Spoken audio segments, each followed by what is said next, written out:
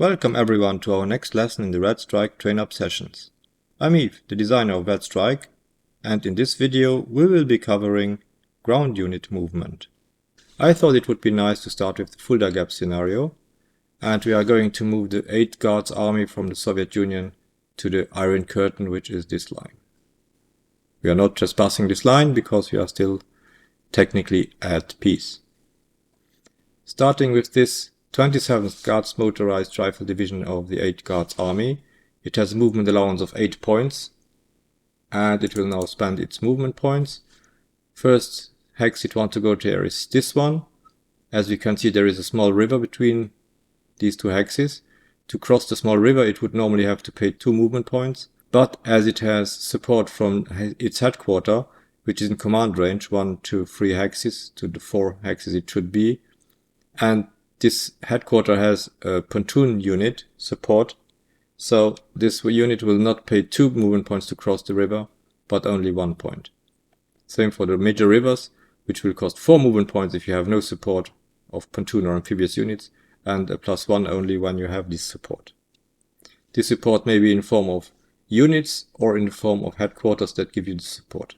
So back to our 27th division, it will move 1, 2 points to get here, 3, 4, 5 points to get here.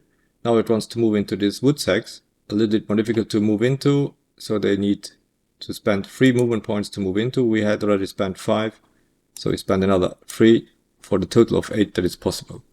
The unit has moved for the game turn.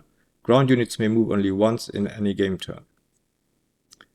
The second one we will move is the 57th Guards Motorized Rifle Division.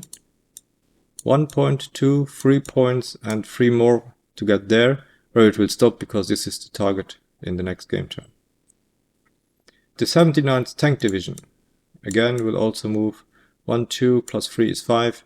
No problems to move up to the Iron Curtain.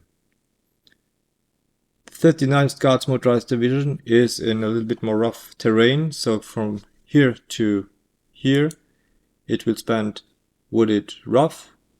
4 movement points, so 4 of its 8 movement points are already spent to move in here. From here on it may use road or rail track movement, which costs 0.5 points. Whether it uses the road or the rail tracks, it's 0.5 per hex it uses, so it is no problem for it to move into this hex. For these units they have only 4 movement points, so to move from there to here would already cost its total of its movement allowance, and it has to stop.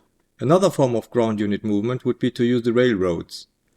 Differently than we have now seen here, where they use the rail tracks to move a little bit faster.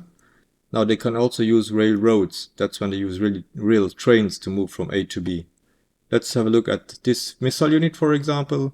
The first prerequisite is to start the movement phase on a railroad hex, which is the case in this case.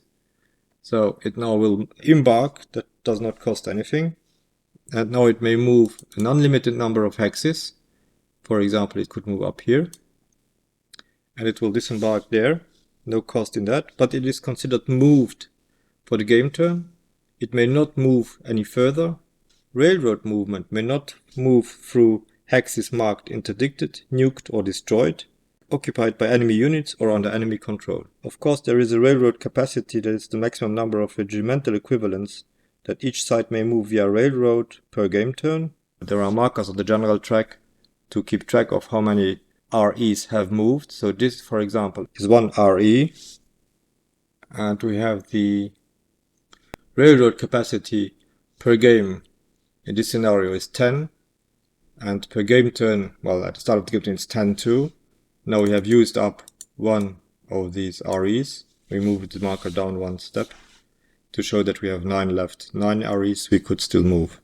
There are ways to move ground units by air or by helicopter. Those will be treated in another video.